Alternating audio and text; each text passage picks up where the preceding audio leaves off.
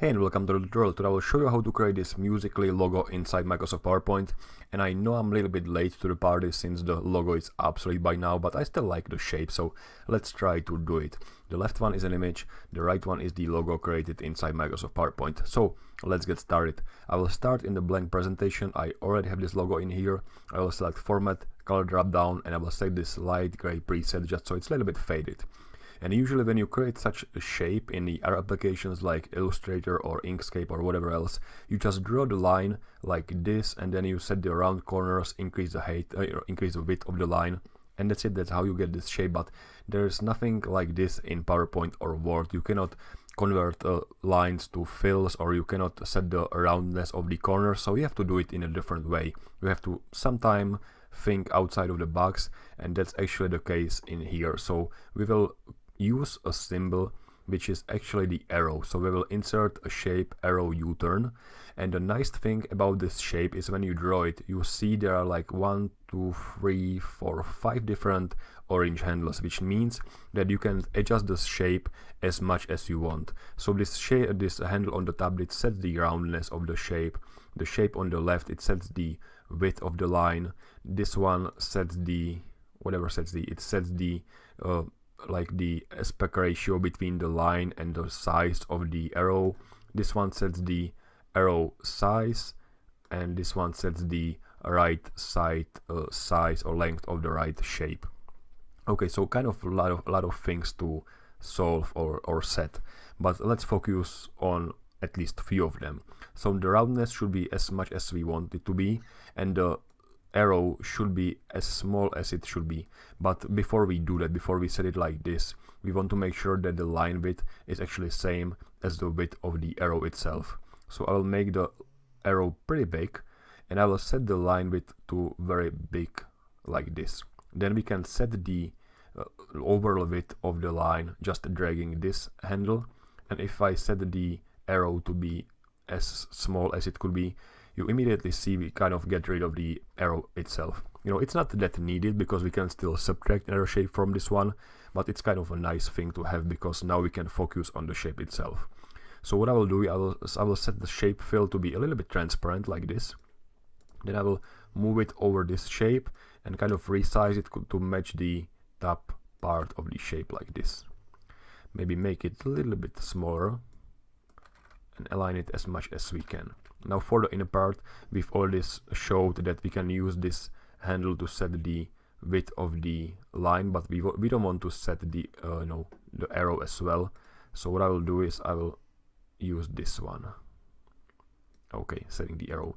I will make it as round as possible, and I'm pretty happy with the shape. The only thing missing is we want this part, the shorter part, to be on the left side and the longer on the right side. So I guess what I can do is I can set the rotate flip horizontally, and I have the shape which I'm looking for. So I will duplicate this shape, I will rotate it by 180 degrees, and I move it like this, align properly with the left shape, and I will do it one more time for this last shape. So again, I will rotate it, and I will most likely flip it horizontally, make it a little bit smaller, and align properly, make sure that this right side is a little bit shorter. Okay, so we have those 3 waves. We just need this beginning and end shape, and for those we will also use the arrow, but this time we will use this arrow called this bend arrow. So arrow bend, I will draw it like this. I will rotate it by 180 degrees. Make sure that the arrow size is the same as the line size, so this should be as thick as possible. The arrow should be as short as possible.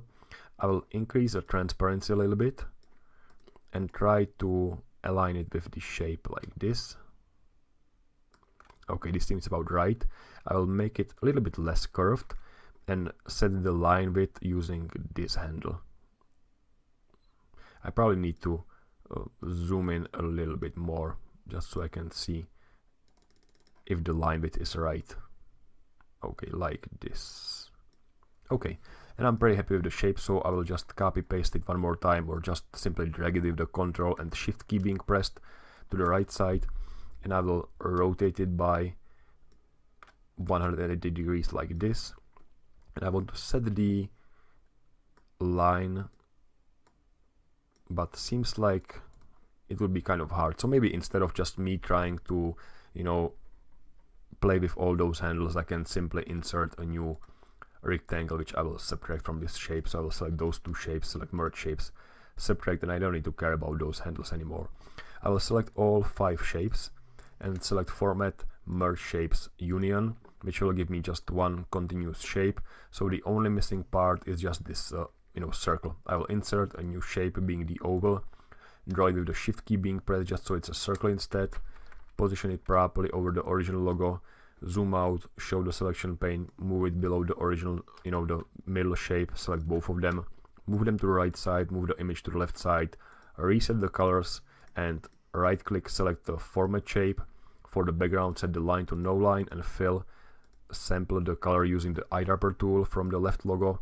For the inner shape, for those waves, set the line to no line, and I will sample the white color from the original logo, just because if I don't do it that way, if I just set this fill to be white, I'll still have to decrease the transparency to 0%, so there is no transparency at all. And that's it. That's how you create this Musical.ly logo inside Microsoft PowerPoint in almost no time. Thanks for watching.